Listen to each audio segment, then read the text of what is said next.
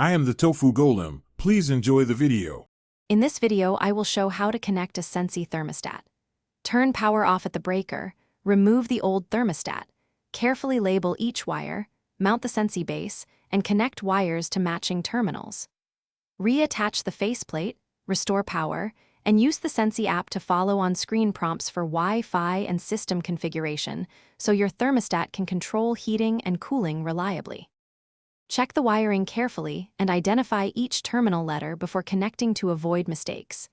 If you lack a C-wire, consider using the included adapter or a common wire adapter kit to provide steady power.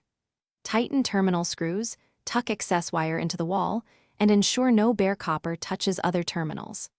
After wiring, the Sensi screen will power up and the app will detect the device for final setup and open the Sensi app and sign in or create an account so your thermostat settings sync and remote control works.